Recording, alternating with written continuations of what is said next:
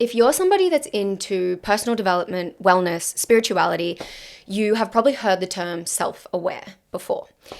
And I think this is a really interesting one, right? If you like my content, if you watch my channel, you know that I enjoy taking a more zoomed out, philosophical, existential approach to these kinds of things. So when we hear the word self-aware, the term self-aware, often it's from a context in which we're trying to have a better understanding about what's unfolding. Usually that's in a relationship, or maybe the relationship is between you and yourself. But really, it's about a deeper understanding of what is creating the conditions in which something is unfolding, or what is the driver of something that is unfolding. Becoming more self-aware about the role that you play in that.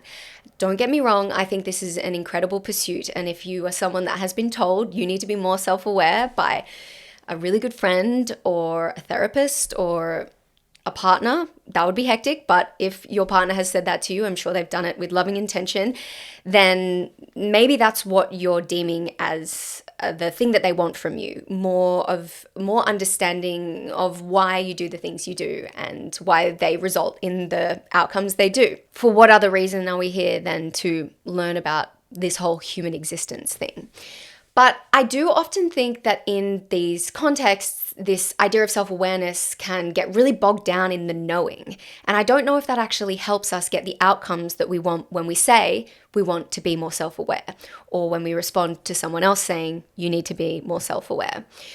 First of all, you are pretty self-aware just in general. Like, your body is an incredible machine that is constantly scanning its environment. You are constantly getting feedback from your nervous system, your fascia, your perceptual doors, your eyes, your ears, your nose, your tongue. Your skin is constantly taking in information and interpreting it, making meaning out of it in your brain, and then updating its predictions on what it thinks is going on based on that information. And that is happening all the time below your awareness. In fact, if you look at it like that, you're so self-aware that you're self-aware even when you're not aware.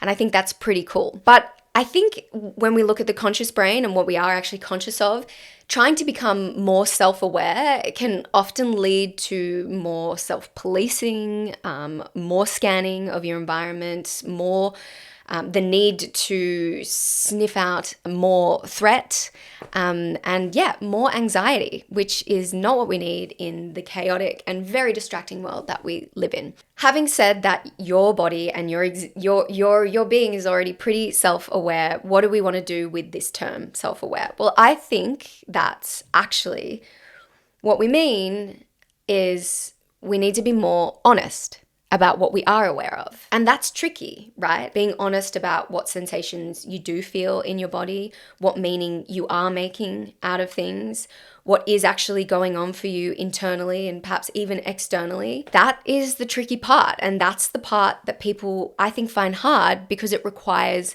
slowing down. And then second to that, it requires being vulnerable. Honesty and vulnerability, I think, go hand in hand. Is you have to be willing and brave enough to report back. And when we're talking about a relational dynamic in which more self-awareness needs to come to fruition, yeah, that's really tough, is like, how honest do I want to be with someone? The other thing that I want to say is that if you are a person that has been doing therapy and that is, later in their adulthood, you are self-aware beyond just how your body is responding to your environment. You have probably noticed across your life patterns. You probably know what it is that drives your behavior. You probably have some idea of the loops that you get caught into, your predispositions to do things a certain way. You probably understand why you piss people off. Like, really, I at least know the things that I do that are, bad habits, I suppose. But what I find really hard sometimes is to admit that they're happening, because there's so much shame and so much embarrassment around not being perfect, so much so much head noise that happens when we are aware of what's going on in the inside about that awareness. It's kind of like anxiety about the anxiety, and trying to communicate that in a relationship can be really challenging. So let's just say that you make a plan with someone, you're really excited about this plan, and just before you're about to walk out the door to go and do the plan with this person, they call you up and they cancel last minute. This is super inconvenient. I'm totally validating that if this has happened to you lately. But in that moment when they cancel on you, you probably are pretty aware that what's coming up is disappointment and anger, and maybe you're even aware enough to know that that manifests as a tightness in your chest, a tightness in your throat, tightness in your hips, whatever it is that happens in your unique body, you're probably pretty aware of. But deeper than that, there's a meaning likely that you've made out of being cancelled on that hits way harder than somebody just saying, look, hey, my car's broken down, or hey, I don't feel up for it today. And that's the thing that I think is really hard to be honest about. Not because you're not self-aware of it, but because it requires a level of vulnerability that we're just not initiated into in our relationships. And, hopefully the newer generations will be better at it, but it does require a few things that I'll talk about in a second, that our world just really doesn't, our fast-paced world really doesn't support. But anyway, so you're in this moment, you've been cancelled on, and you feel the feelings that you feel about being cancelled on. And there's a gap there, right? There is a small gap always. And sometimes, if you've been doing a lot of self-work, then it might be bigger, but there is a gap there where you get to choose what you do with the sensations that arise over that outcome of being cancelled on. In that gap, I think, is where you get to choose whether or not you're honest about those sensations, or whether you're going to react and then, you're actually not going to be honest about what you're aware of, and potentially fall into old patterns of being, passive aggressive, or being a people pleaser and not actually speaking to the fact that you're disappointed by this, or whatever your thing is, right? And you know what your thing is, because again, you're self-aware. So in order to actually lengthen that gap so that you can drop into a space of vulnerability and honesty about that which you are aware of, you need to slow down. Sorry to interrupt this incredibly important conversation, but I do have something I want to tell you. A note from our sponsors. Just joking, we don't have any. So if you would like to become a sponsor of this show, then head down to the description and find the link to buy me a coffee. A little coffee goes a long way in supporting this work, and it means I can bring you more of the conversations that answer your questions about reality, consciousness, perception, the subjective experience, and if any of it is something we can influence. Okay, now back to the episode. Often I hear this advice of slow down, that a lot of the way that personal development is really going is about how do we slow our lives down. I hear this and I agree with it, but I think that the slowing down of time so that in moments where things come up that are uncomfortable, you can react differently, that actually isn't something you can execute on in that moment if it's not for if you don't actually have a lifestyle that is slow. It's very hard to try and do something in a moment of tension that you're not practicing all the time. And again, like I said before, it's incredibly difficult, and it's an act of rebellion to slow down in the world that we currently live in. So back to that moment where you have the thing that happens that disappoints you, someone cancels on you, and there is the opportunity there to be truly honest about what you are aware of. This is also hard because we don't often have the language for that. We often have a pattern that says, well, I either people please and say, it's fine, and ignore the fact that I do have a sensation in my body because I'm not sure how to communicate that, or we react with anger or emotional manipulation because we think or we hope that that's going to change the situation. So you have this moment, a sensation arises.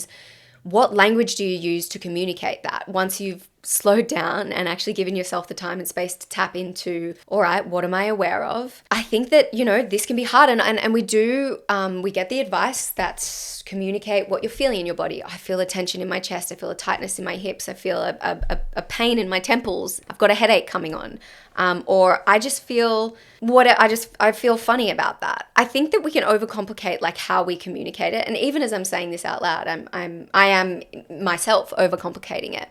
I do think that if bodily sensations doesn't work for you, communicating bodily sensations doesn't work for you, or you are in a scenario where that's not going to be helpful, what you can also say is just, I don't know how I'm feeling right now, or I don't really know what to do next. And that is much more honest and much more self-aware than defaulting to these patterns of again, like it could be people pleasing or it could be emotional manipulation or whatever it is that you're trying to break, that you're trying to be self-aware enough that you don't default to. Saying I don't know is like the most underestimated tool in the whole of psychology and wellness and spirituality. And in fact, I think it is the whole point of spirituality, is saying, I don't know. I don't know. And often when you say, I don't know, it can lengthen that gap when you're somebody that doesn't have a big gap, that is somebody that reacts really quickly and finds that your self-awareness, and this is something that can happen often, is that your self-awareness becomes about communicating the meaning that you make over the sensations in your body. So again, back to the example of someone calls you and they cancel on you last minute and you communicate, well, I'm angry. And that's actually not what's going on. That's like the story that your brain has made up. What's going on is tightening in the chest, tightening in the hips. I've made a story that I'm not important right now and you're canceling on me because you have a better option, or you're canceling on me because you actually never wanted to see me in the first place.